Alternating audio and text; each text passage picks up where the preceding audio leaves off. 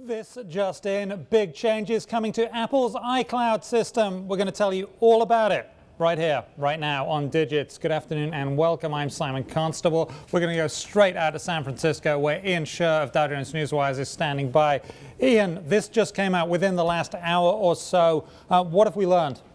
Well, essentially what Jessica Vassilero's story said was that they're going to have some new functionality built into iCloud. Apparently, Apple is planning to put in the ability for iCloud users to kind of share photos through their photo stream, which is this interesting kind of program that whenever I take a photo with an iPhone, for example, it automatically sends it to my computer and also to my iPad or whatever else. So now there'll be ability for people to comment on them, to share the photos. It'll be a lot more than just taking a photo and then sending it to my devices, which is kind of where it's been so far. So this will be more like a social network then. Is that what I'm hearing, and am I hearing that correctly? Well, it would be more social, that's for sure. Apple's dabbled in social networking a little bit. The Twitter integration right now with the iPhone and the iPad, where you can basically tweet from a lot of different parts in the operating system. If you're on a web page, you can tweet the URL, stuff like that.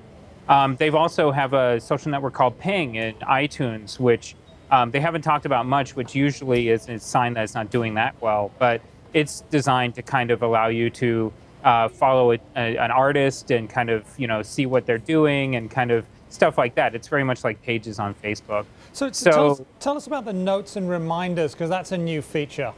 Well, that's another feature as well. So there's already notes and reminders in the iPhone and the iPad where you can basically jot down notes or make reminders for yourself. And now they're apparently going to build that into the website as well. So you'll be able to basically access it easily on your work computer or, any other computer as well.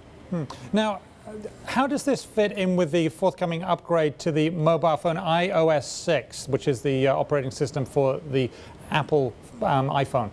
Right, so that's expected to be shown off in June during the Worldwide Developers Conference, and basically all of these kind of additions are expected to come along with it. So it'll be one of the kind of main feature sets that we're expected to see. Now, one of the things in Jessica's story she mentions is the biggest update to the iCloud since last October. Right. Now, in any other industry, that doesn't seem like a very long time. It's May now, and October's a little over 6 months ago. Right. Is it in the tech world, in the consumer tech world, is that a very long time? It really depends on how you look at it. I mean, a lot of companies iterate very kind of on a regular basis.